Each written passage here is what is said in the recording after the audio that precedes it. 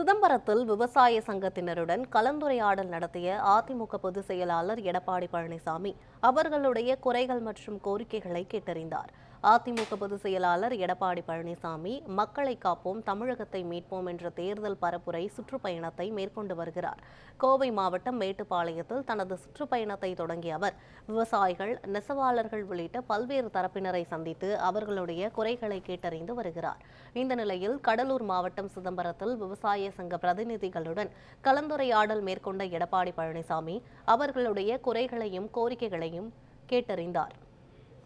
செங்கரும்பை பற்றி சொன்னீங்க. செங்கரும்பு அப்போது பேசிய எடப்பாடி பழனிசாமி அதிமுக ஆட்சியில் கட்டப்பட்ட ஆதனூர் குமாரமங்கலம் தடுப்பணை இதுவரை திறக்கப்படாமல் பயன்பாட்டில் இல்லாமல் இருப்பது வேதனை அளிப்பதாக கூறினார். அதிமுக ஆட்சியில் 1020 கோடி ரூபாய் செலவில் கால்நடை பூங்கா பணிகள் செய்து முடிக்கப்பட்ட பின்னரும் திமுக ஆட்சியில் இதுவரை கால்நடை பூங்கா பயன்பாட்டு வரவில்லை என்று குறிப்பிட்டார். அதிமுக ஆட்சிக்கு வந்தால் நீர் மேலாண்மை தனித்துறை ஏற்படுத்தப்படும் என்று தெரிவித்த எடப்பாடி பழனிசாமி விவசாயிகளின் கோரிக்கைகளை நிறைவேற்ற தேவையான அனைத்து நடவடிக்கைகளும் எடுக்கப்படும் என உறுதியளித்தார். விவசாயிகளுக்கு நல்லது செய்ய வேண்டும் என்ற அடிப்படையில் தான் நிறைய திட்டங்களை கொண்டாந்தோம். அதில் குடிமராமத்து திட்டத்தை ஒன்று, இன்றைக்கு பல ஆண்டுகளாக ஏரி குளம் குட்டையெல்லாம் தூர்வாராமல் இருந்தது. பொதுப்பணித்துறையின் கீழே ஒரு 6000 ஏரிகள் வந்தது.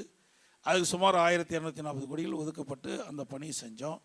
அணையில் தூரே வரல, மேட்டூர் அணையில் தூர்வாரி துறை வாரில் அணைக்கட்டத்திலிருந்து 83 ஆண்டு காலம், அந்த ஒரு 7 வருஷத்துக்கு முந்தி 83வது ஆண்டில் நானே நேரடியாக போய் அங்கே விவசாயிகள் இலவசமாக அள்ளிக்கலாம்.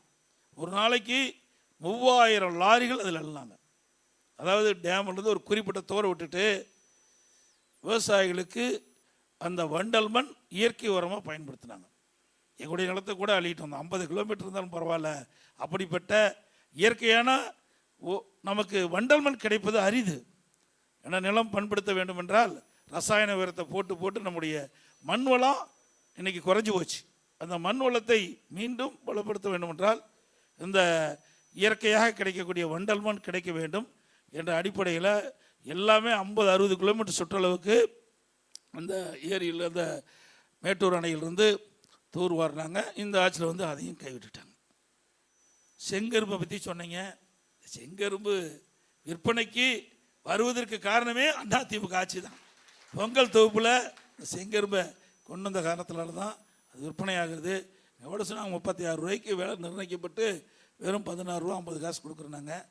அனைத்து இந்திய அண்ணா திராவிட முன்னேற்ற கழக ஆட்சி வந்த பிறகு விவசாயிகளை நேரடியாக அரசாங்கமே கொள்முதல் செய்யும்.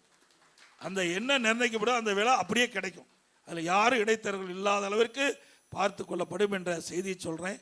இந்த திட்டம் எந்த திட்டம் விவசாயிகளுக்கு கொடுத்தாலும் அதில் இடைத்தரகர்கள் இல்லாத அளவிற்கு அதிமுக அரசு பார்த்து கொள்ளும். அரசு ஒதுக்கின்ற நெறி முழுமையாக விவசாய பெருமக்களுக்கு போய் சேர வேண்டும் என்பதுதான் எங்களுடைய திட்டம்.